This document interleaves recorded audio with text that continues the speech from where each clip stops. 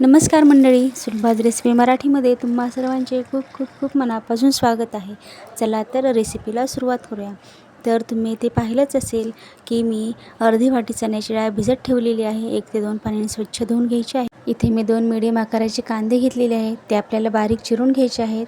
तुम्ही बघू शकता छान बारीक चिरून झालेले आहेत. माझ्याकडे इथे रात्रीच्या पोळ्या होत्या. तुम्ही बघू शकता मऊ पोळ्या आहेत. त्या आपल्याला मिक्सरला लावून बारीक करून घ्यायच्या आहेत. 4 ते 5 पोळ्या होत्या माझ्याकडे. आणि त्यामध्ये अर्धा चमचा हळद, 1 चमचा मिरची पावडर आणि चवीपुरते मीठ टाकून मिक्स करून घ्यायचे आहे. मी इथे कढई गॅसवर गरम करत ठेवलेली आहे.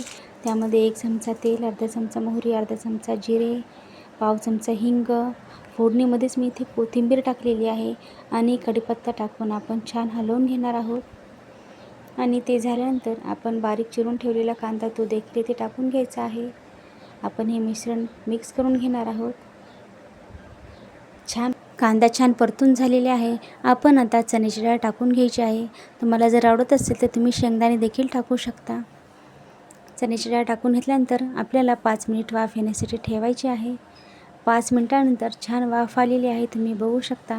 आणि आपल्याला त्यात किंचित हळद टाकायची आहे, कारण कलर सुंदर येतो फोडणीच्या पोळीला.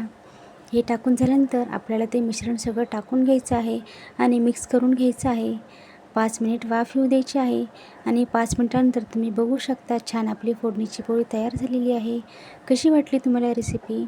आवडली असेल तर नक्की करून बघा आणि कशी झाली ते कमेंट बॉक्समध्ये सांगायला विसरू नका. माझी रेसिपी पाहिली त्याबद्दल खूप खूप खूप धन्यवाद.